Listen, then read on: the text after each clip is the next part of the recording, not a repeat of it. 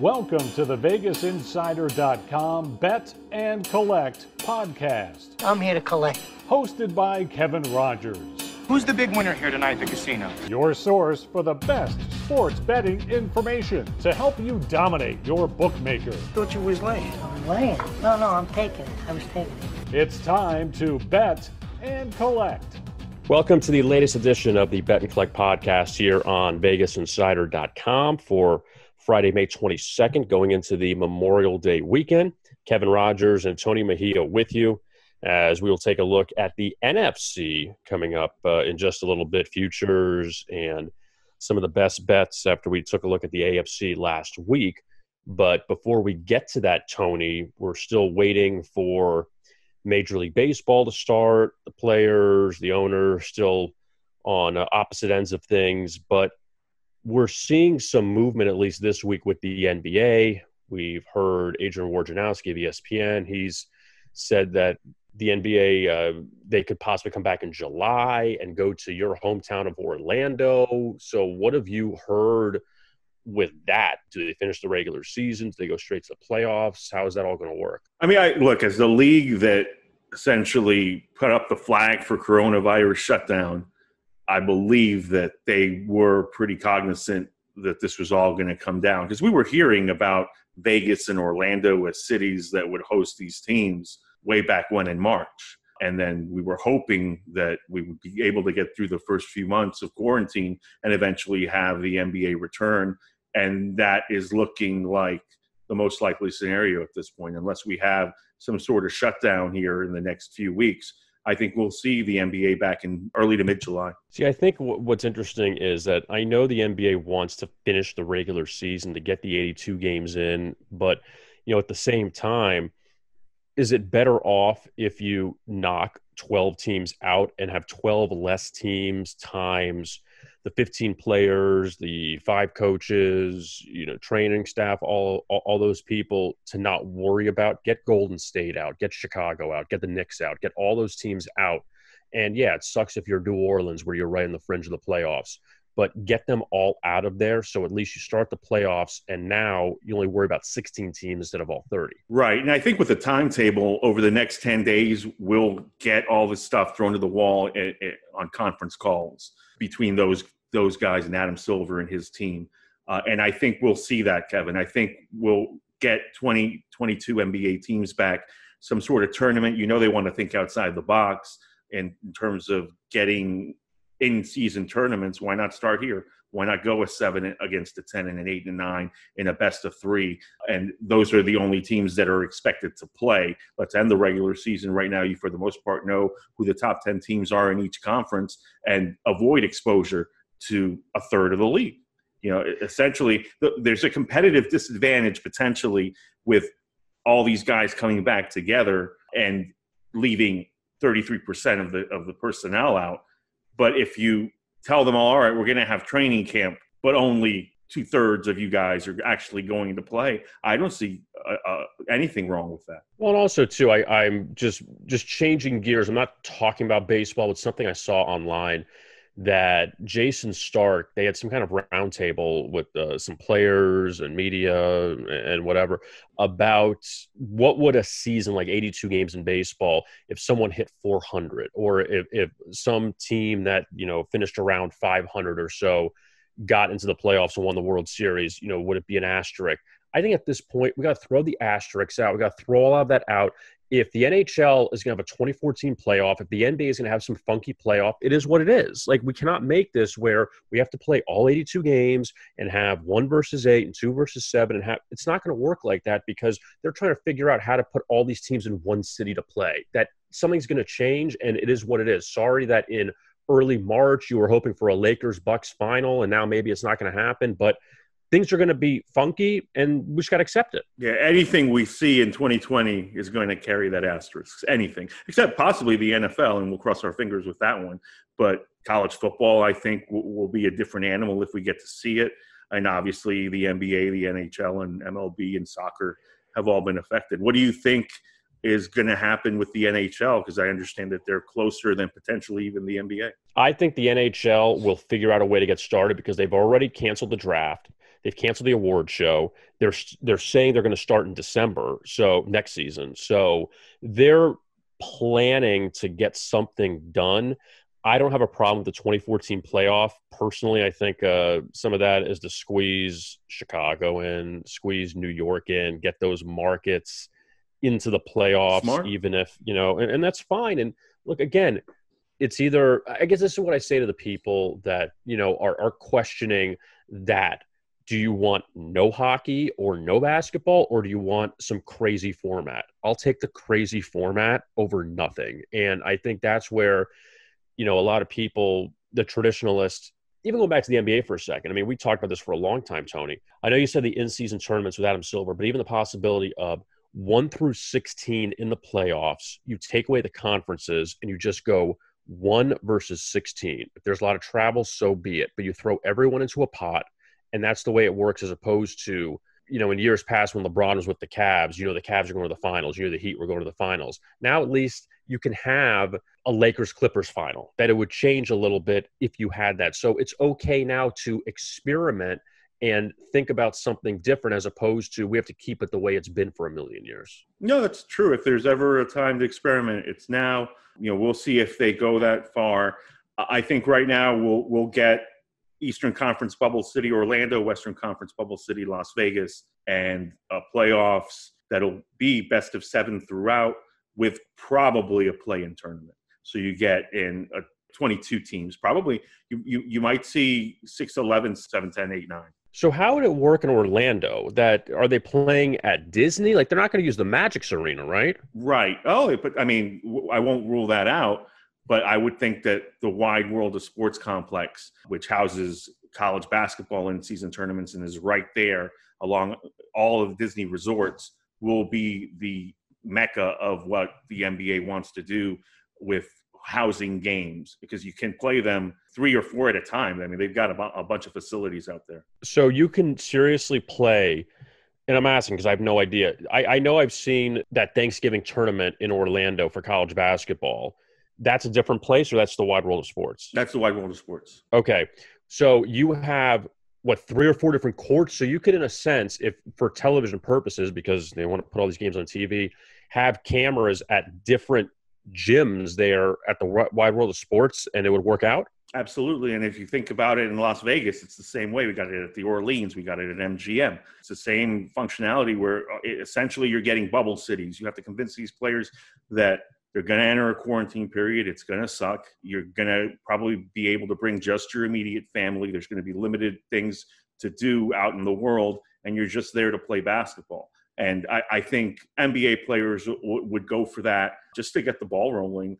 But, yeah, it's going to be interesting. And, again, this is why everything's going to carry an asterisk anyway. So outside of bringing back all 30 teams, whatever you want to throw at me, I'm game for. Well, and also, too, just one last note on this before we get to the NFL. The NBA players, because this is a smaller, I don't want to call it a season, but a smaller frame of games, I think they're fine with it. Where baseball says, originally if you put us in Florida or Arizona, like we're stuck here for 6 months. We're here. It's not the same with the NBA, that if you have a playoff series early, you can get knocked out, only play a few games, and then you're done. So it's not like saying these guys are stuck for 6 months either. No question. I think that's why we'll see the NBA and NHL back. And baseball, I think if you ask me if it's going to happen or not, they've already dealt with backlash in their contract situations over the past 2-3 decades. It turned a lot of people off, obviously, when they struck. It wouldn't surprise me if baseball can't come to an agreement where other sports do. And I think it would be the best thing for the game to have an abbreviated season where every game is more meaningful and you're willing to sit through 3.5, 4-hour games. In fact, welcome them just because you've missed them so much. So it would be a PR hit if baseball can't come to agreement, but it would not put it past them for them not to. I know. And also with baseball, I can see it not happening. And you would hope the players would come to an agreement, but I could see them saying, giving them the finger and saying, no, we're not doing this. Like, we're not. And That's on them then. Then Right. you will see what happens in 2021 if the fans come back. All right, let's look at the NFL now, Tony. And we talked about the AFC last week. Now let's shift to the NFC, where the AFC, you had two divisions, the AFC North with the Ravens and the AFC West with the Chiefs, that it feels like, all right, it's those teams going to win and then everybody else. The NFC is not as easy. That when you look at the odds, at least for division winners, and this is according to DraftKings right now on Friday, May 22nd, the biggest favorite is New Orleans at minus 110 to win the NFC South. So just showing you what that is compared to the Chiefs are minus 400, the Ravens are minus 200. So everybody's pretty even in all four divisions. And let's begin, I guess, with the NFC South. And the Saints at minus 110, the Buccaneers at plus 125, now with Tom Brady, now with Rob Gronkowski. The Falcons at 10-1, the Panthers at 20-1. And we know the Panthers are kind of in rebuilding mode right now. But as far as that Saints Buccaneers at the top, they play week 1 at the Superdome.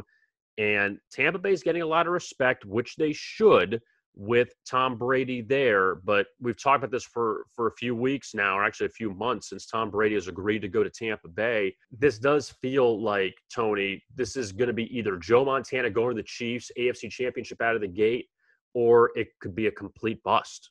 And that's where I think it is 11-5 or 7-9. That I really feel that way. That I don't think they're going to miss the playoffs at 9-7. I think it's going to be a great thing or a terrible thing. Yeah, but you know what? I think it's going to hinge a lot on the defense. And it was a defense that was terrible for a lot of last season. Like, I'm going to say that Tom Brady is going to look like Tom Brady with Rob Gronkowski and a much better receiving core. I don't feel that he fell off. He looked diminished against Tennessee in that playoff game. There's no question about it. But look who he was throwing to. Look at the elements involved.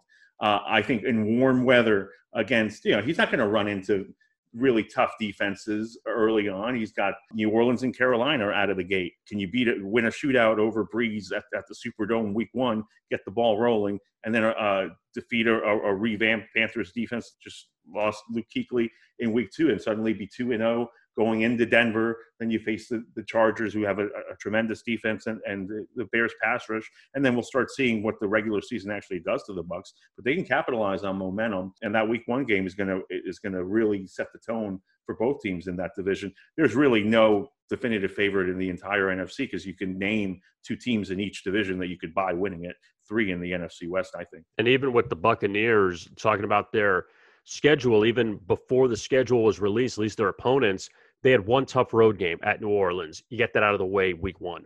That if they lose that game 47-0, it's over with. That now you don't have any more tough road games. You get the Chiefs at home. I believe you get the Packers at home. So Tampa Bay, if they could find a way to win that week 1, is great. If they lose, they lose. And it's not the end of the world. But also, you wonder, we talk about Tom Brady with his age, but Drew Brees is still getting up there in age too. And there's no thinking that, Drew Brees, who got hurt last year, and yeah, they were successful when Teddy Bridgewater was in. They won 5 games with Brees out, and Brees is still a Hall of Famer, and we can't take that away from him. But can Drew Brees take a step back possibly? That we talked about, can Brady step up in Tampa, but can Brees continue to do what he does in New Orleans? Doesn't take too many shots downfield anymore.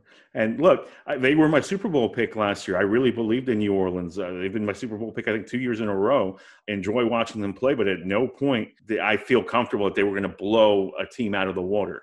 I think those days in the NFL are really done unless the Chiefs really get rolling. But you can pitch to me 7 NFC teams to win the conference and represent in the Super Bowl. And I think ultimately they're going to lose to either Kansas City or Baltimore. Wrapping up the NFC South, that I think Carolina, we agree that with Matt Rule as the head coach, his first NFL job coming out of Baylor, and with Teddy Bridgewater, now the man with Cam Newton gone, that Carolina's got a lot of work to do. Atlanta's very interesting because they're at 10-1 to win the division. A lot of people thought that was the Atlanta team that could make some kind of playoff run, and they did that late. Just the problem was they were such a big hole that they really couldn't catch up to everybody else. But now Devontae Freeman is gone. We'll see how much Matt Ryan has left, and we'll see what Julio Jones has left. And that defense was beat up last year. Maybe now they hit the reset button, but still, when you have the Saints and Bucs ahead of you, it's going to be tough. You know what, though, with the Falcons is they could start, and they almost need to start tremendously with, like, they host the Seahawks out of the gate. Then they're playing the Cowboys, hosting the Bears, and visiting the Packers on Monday Night Football. All those teams could be beating them. All those teams could roll over the Falcons, depending on how that defense starts. And they need to get off to a good start because their back nine is horrendous. They play all 4 AFC West teams on their schedule and home and homes with the Saints and Bucks. That's how they close out the season. So if they get off to a 1-3 start, we could be looking at a 4-12 team. Yeah, it's going to be tough for them. They close at Kansas City and at Tampa Bay, and they get Tampa Bay in Week 15. Jeez. Yep. So good luck to them on that one. Now let's shift gears. You just brought up the NFC West, Tony, and the Rams won the NFC 2 years ago. They took a step back last year. We saw the Seahawks and 49ers were going for the top seed going into Week 17 last year, and San Francisco ended up winning at Seattle that Sunday night game. So they eventually won the 2 games at home in the playoffs, made it to the Super Bowl. They were winning in the fourth quarter over Kansas City. But Kyle Shanahan and the Niners were a little too conservative, and they could not beat the Chiefs. But San Francisco, the favorite again at plus 115, Seattle at plus 225, the Rams at 4-1, Arizona, who was improved last year at 7-1. Kyler Murray had a good first season, but obviously Arizona with a lot of tough teams in this division to take on. I guess first with the 49ers, Tony, I just go back to it's so hard to get back to the Super Bowl if you have that opportunity and you blow it. And we saw that with Atlanta. We saw that with Carolina. And I feel like it's going to be the same with San Francisco. We talked about how the NFC is so tough. You have all these teams you make arguments for to make the Super Bowl. San Francisco had their chance. They had a great year last year. And now you have nothing to show for it. You just had a Super Bowl appearance, and they lost to the Chiefs. It's just hard for me to think that San Francisco, I mean, they can still win the division, but for them to get back to the Super Bowl, I think is not going to happen. Right. And that defense probably won't play better than they did last season. And even though there's a lot of youth up front, I think that secondary is probably going to take a step back. And that game against Arizona, Week 1, I think sets the tone for their season as well. So we've got a bunch of big Week 1 NFC games because you get off to a good start. You beat Kyler Murray. You prevent the Cardinals from generating momentum because they are going to be that mosquito in that division. And then you head east for games against the Giants and Jets where you're going to be out east for an extended period, almost an extended training camp. You want to go into that with a win instead of a loss and come out of that 3-0, and then you're kind of eliminated your Super Bowl hangover. If you stumble there, then I can see the 49ers being tripped up and finishing third in that division if the Cardinals or Rams rise up, and the Seahawks should be right there. Looking at Seattle, their first 5 games, we talked about them going to Atlanta Week 1, which isn't easy. You got to go across the country, but it is Week 1. You get New England, who we're not sure the quarterback is, Week 2 for a Sunday night game, the opener at CenturyLink. Then Dallas, Week 3 at home. Another cross-country trip to the Dolphins Week 4. And then Week 5, Minnesota for a primetime game at home. So the 3 games at home are tough, but are very winnable. Atlanta and Miami on the road. Bye week, and then at Arizona before taking on San Francisco Week 8. That Seattle, it's very interesting. I could see them starting 5-0. They really could 5-0 or 4-1 and really take control of that division. They get San Francisco on the road Week 17 to close things out, but they have a stretch weeks 13 through 15. They got the Giants and Jets at home and then at Washington. Like, they have a lot of very winnable games in the schedule that Seattle, as long as they don't stumble early, this could be a team that can win 12 games. No question. Their schedule really works out nicely, even to facing Dan Quinn, who Pete Carroll knows really well in that cross-country game in Week 1. So I know Week 1 spreads are out. I think the Seahawks are like a 1-point favorite against the Falcons. Barring any injuries, I think I'm going to be all over Seattle there. With the Rams at 4-1, Todd Gurley's no longer there. He's in Atlanta. And Jared Goff, we saw, took a major step back last season. The Rams moving into that new stadium coming up this season at 4-1. And I don't know if the luster has worn off Sean McVay. Everyone wanted to hire a guy to look like Sean McVay, just because he had the one great season, and he's still a pretty good coach. But seeing what else is in this division, that I'm not sure if the Rams can get back to being a division winner. They could definitely be a playoff team, but to be as dominant as they were, a few seasons ago, maybe asking a lot. Yeah, Goff had a few games last season where he just looked unplugged, and where a quarterback that has generally, is successful on most weeks to be able to not even hit a pass in a system that relies on that was scary. And we'll see. I mean, they're going to open that SoFi Stadium on a Sunday night against the Cowboys, and if they fare well, they still won't be able to generate momentum because 4 of their next 5 games will be on the road. So it's a team that has a chance to get off to a really choppy start, and I put them behind the 8 ball. Now, looking at the NFC East, in which we see this as the only race that's a 2-team race, because I think a lot of people are discounting the Giants and the Redskins, which they should. The Giants are 8-1. The Redskins are 12-1, and each team has got a second-year quarterback, Daniel Jones with the Giants and Dwayne Haskins with the Redskins, but now Ron Rivera is the head coach in Washington, so it gives them some stability.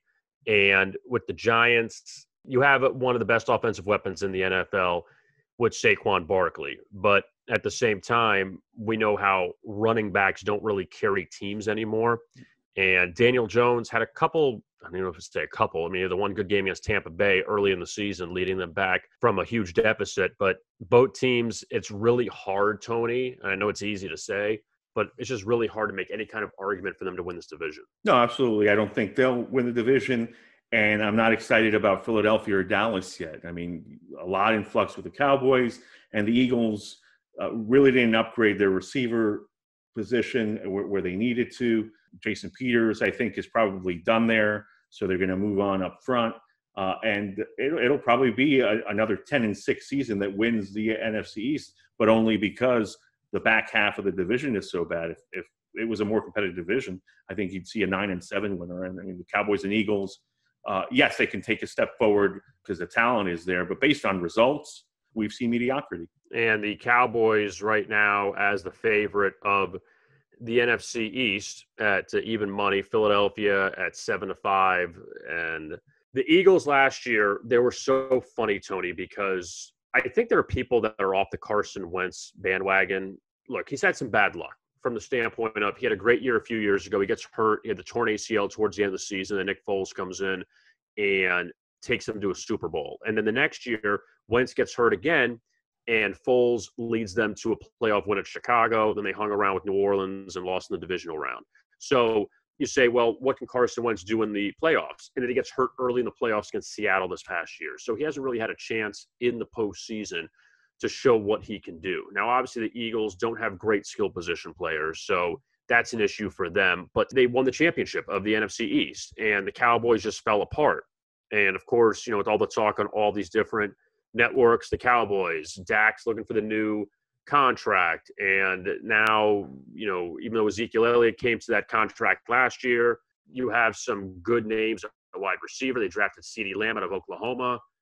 That is this the year Dallas finally gets over the hump. And you got to say in this division, it's not asking that much to go 9-7. And for Dallas, it was tough last year. No question. And, you see where we're going with this division almost throughout the board. Win totals for both the Cowboys and the Eagles are 9.5. And so it's going to be the loser of the division probably ends up 9-7, doesn't make the playoffs. The winner goes 10-6. And yay for us. We got through another season not really living up to our potential because these are two talented teams. But the Cowboys, I think they need to keep Dak Prescott happy entering the season and take advantage of the fact they don't play a very tough schedule early on. A non-playoff team for 6 of the first 7 games of the Mike McCarthy era. So he's got to get off to a good start. You open SoFi Stadium against the Rams, then you face Falcons and Seahawks. And if you come out of that 2-1, very winnable next stretch.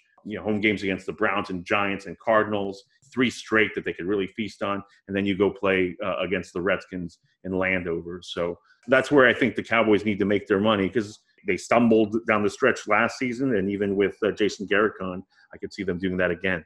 In the NFC North, I think that, we're all, again, probably discounting Detroit, that the Lions right now, they are the 4th choice to win the division at plus 550, which interestingly enough is the lowest odds of any 4th place team in the NFC. So Detroit, you would say, has the best chance to win a division for a fourth place team of anybody actually in the NFL. So that's one thing to say, but what does that say about the other three teams in the division? That Minnesota's at plus 165, Green Bay at plus 170, and Chicago at plus 400.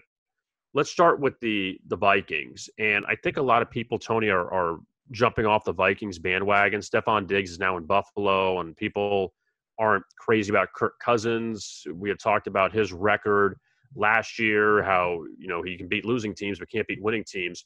But still, with all that being said, Minnesota is the slight favorite over Green Bay, who had a great season last year. Yeah, Green Bay probably overachieved in getting to the NFC Championship, but I think we're writing them off because we hated their draft. Everybody hates their draft, and for good reason. And Minnesota, really solid team and has been for years under Mike Zimmer. They've got some holes to fill on defense, but I think people are souring on them for no reason. Stephon Diggs can be replaced and probably will be. And I see both of these teams probably being 10-win teams. And I wouldn't write off Chicago if Nick Foles can give them a stabilizing presence. They also faced no 2019 playoff team throughout the first 7 games. So that's a team that could get off to a good start. So while Detroit has those favorable odds for a fourth-place team, write me off of them because too much uncertainty with Matthew Stafford. They have the first bye week in week 5, which means they'll be running out of breath by December and should struggle down the stretch. The last 4 games on the Lions schedule, home against the Packers, at Tennessee, home against Tampa Bay and Minnesota, all those teams probably will make the playoffs. And quickly on Chicago, that we're going to assume Nick Foles is going to start after they picked him up from Jacksonville. They're done with Mitchell Trubisky. And look, again, we go back to, I don't know if it's fair or unfair, one game, and you can say, well, why should we judge him on this game that Mitchell Trubisky and the Bears had the Eagles beat in that wild card game, and coincidentally enough against Nick Foles on the other side. But if Cody Parkey makes that field goal, that's not Mitchell Trubisky's fault that Cody Parkey to make the field goal. Then Chicago advances, and who knows if you would feel differently about Mitchell Trubisky. And the Chicago Bears had a chance to get Deshaun Watson or Patrick Mahomes, and they passed on for Mitchell Trubisky. So you made your bet and you're lying in it now. They'll look really smart if Nick Foles ends up being a pretty good quarterback there, getting another opportunity after what he did in Philadelphia. So I just think that Chicago, they're a little bit of a mess right now, but we'll see how this all turns out because the division is not anybody's, nobody's going to run away with this division. Right, no question. I think they have a chance to be right in there, and even if they fall just behind Green Bay and Minnesota, 7 playoff spots this year, no reason that they couldn't be the 7. And Chicago, at least their early schedule, it's manageable. At Detroit, Giants at home, at Atlanta, Colts at home before hosting Tom Brady and the Buccaneers in week 5. So, I mean, Chicago has a chance to get off to maybe a 3-1 start, and things could be all right, maybe some false hope. But if they struggle those first 4, forget about it. Because you get the Bucs, you get the Saints, you go to Tennessee, you go to the Rams. So the Bears do have it in their grasp, at least early on, to have a decent start. So that is our look at the NFC in the NFL as we're getting towards the end of May. And we just hope that on the next podcast, we'll have some good news regarding either Major League Baseball, the NBA, or the NHL, or all 3 of them, or 2 of them. And we'll see if one of those or 2 of those seasons will begin coming up in July. Don't forget to rate and subscribe to the podcast. You could find us on Spotify as well as Apple Play and Google Play. And also you can find the show on YouTube as well on the Vegas Insider channel. For Tony Mejia, I am Kevin Rogers. Thanks again for tuning in. Have a safe Memorial Day weekend, and we'll talk to you again soon right here on the Bet and Collect podcast on VegasInsider.com.